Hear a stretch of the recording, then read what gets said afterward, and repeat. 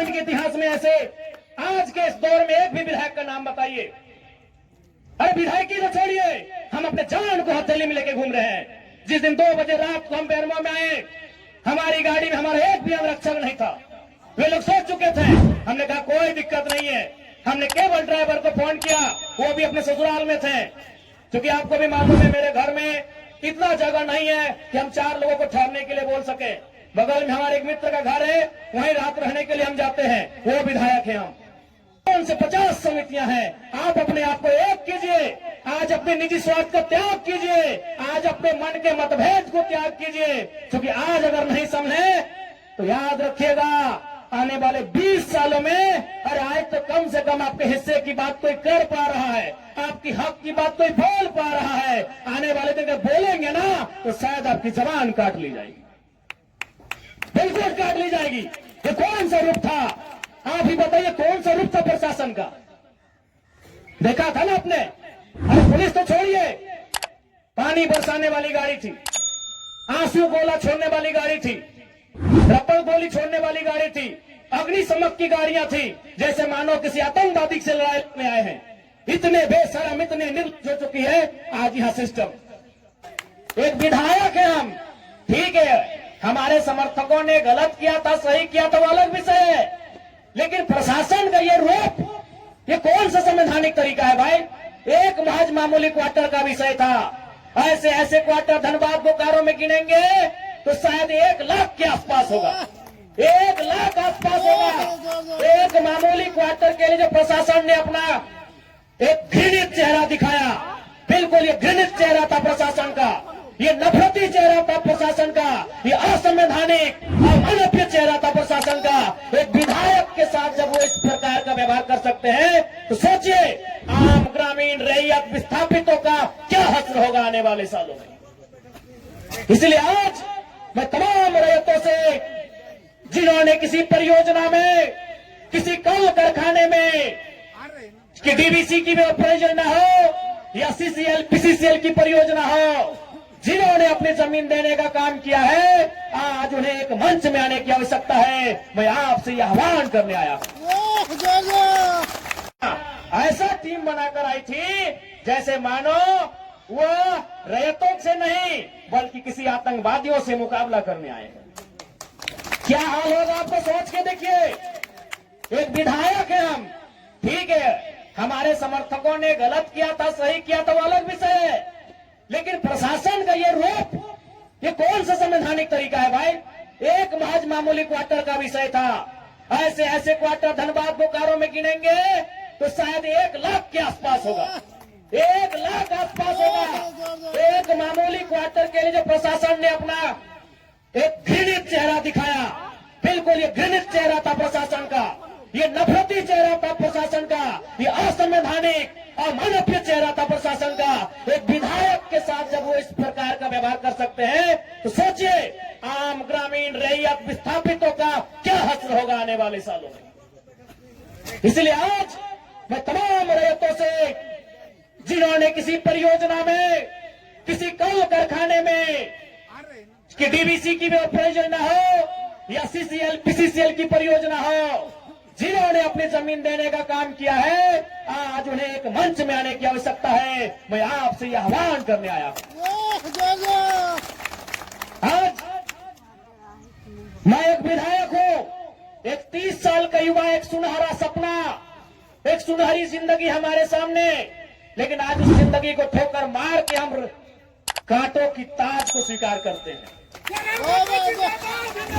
उस सुनहरी, उस मखमली जीवन को हम ठोकर मार के कांटों के रास्ते को चुन रहे हैं। जबकि आपको भी मालूम है हम माननीय हैं, फूलों का बिस्तर हमारा स्वागत करने के लिए तैयार है, लेकिन हम कांटों की राह चल रहे हैं।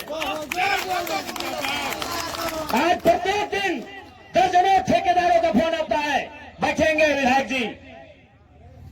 दर्जनों वीआईपी लोगों का फोन आता है, 2 मिनट बैठिए विधायक जी। और आपको भी मालूम है उनके साथ बैठेंगे तो क्या डील होगा, आपको भी मालूम है। करोड़ों में ना सही लाखों में तो डील जरूर होगा।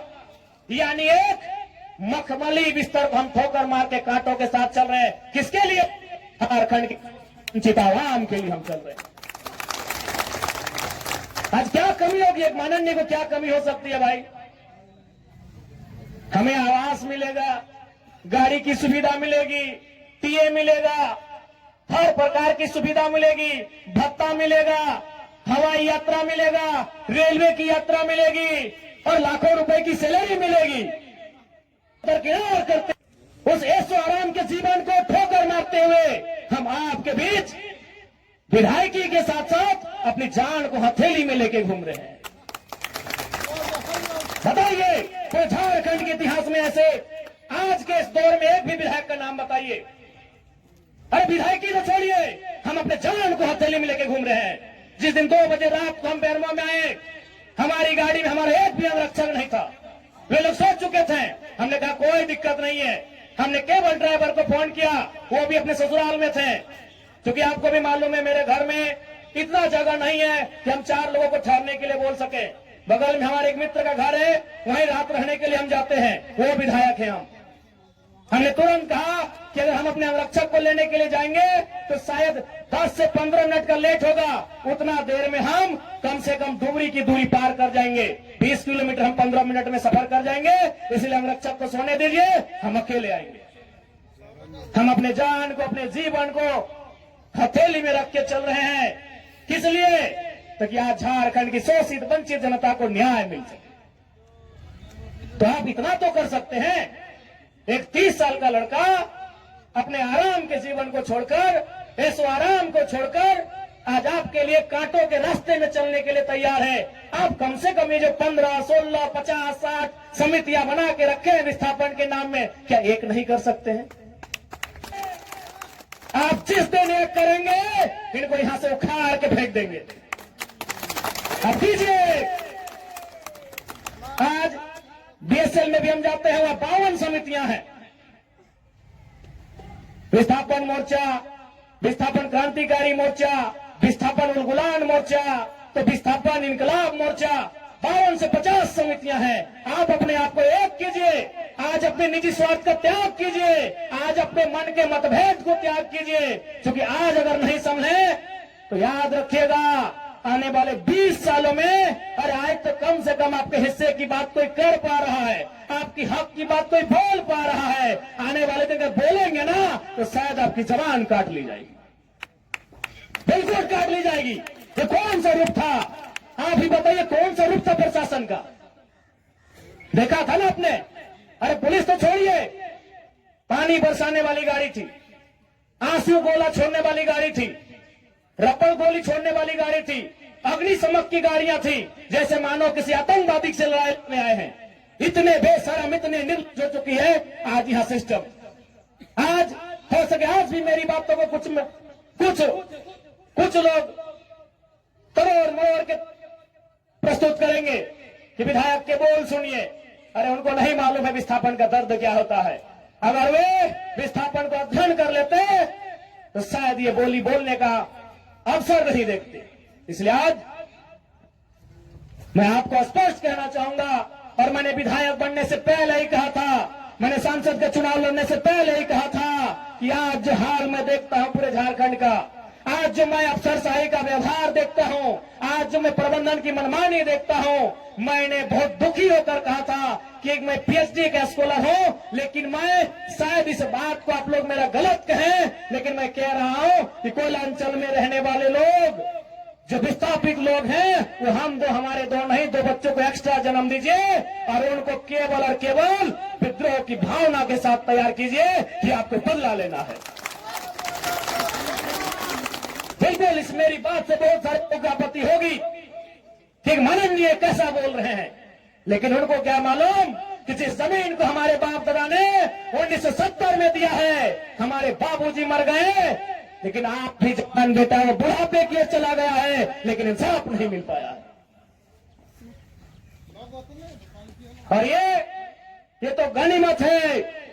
झारखंड के किसान भोले भाले हैं, झारखंड के किसान सरल हैं, झारखंड के किसान सीधे साधे हैं कि आज 1970 की लड़ाई को घिस घिस कर अपने जीवन को, अपने खून को गला गला कर लड़ रहे हैं। अरे ये बंगाल याद होगा तो 1964-65 का दौर था। एक दिन पहले कुछ जमींदारों ने, कुछ सामंतवादियों ने एक किसान को मारा था। उन्होंने नक्सलवादी और नक्सलवादी जैसे घटना को अंजाम दे दिया था। एक दिन पहले ये तो झारखंड के किसान हैं कि 70 साल से बर्दाश्त कर लिए। बंगाल के किसानों ने एक दिन बर्दाश्त नहीं किया था। आज आप नक्सलवादी सुनते हैं ना, नक्सली नक्सली नक्सली, ये डिक्शनरी का वर्ड नहीं है।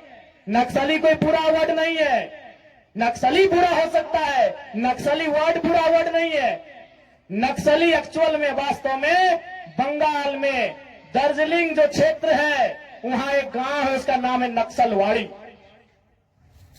नक्सली कोई डिक्शनरी का शब्द नहीं है जिसको हम लोग झारखंड में सुनते हैं नक्सली। एक बंगाल का गांव है, उसका नाम है नक्सलवाड़ी।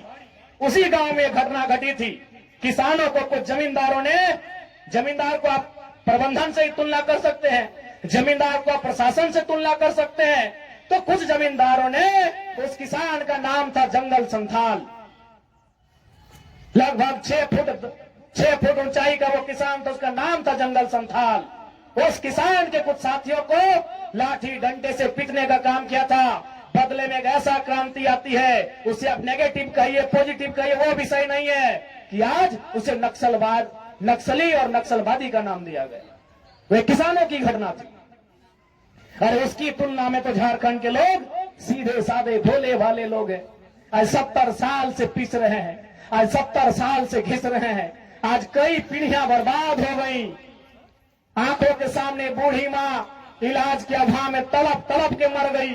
आंखों के सामने जवान बेटा बेरोजगारी से तंग आकर खुदकुशी कर लिया। आंखों के सामने इतनी घटनाएं घट गई। आंखों के सामने इतनी घटना घटने के बाद भी आज झारखंड बर्दाश्त कर रहा है। ये बंगाल होता तो आज नक्सलबाड़ी जैसी कई घटनाओं को अंजाम दे चुका होता।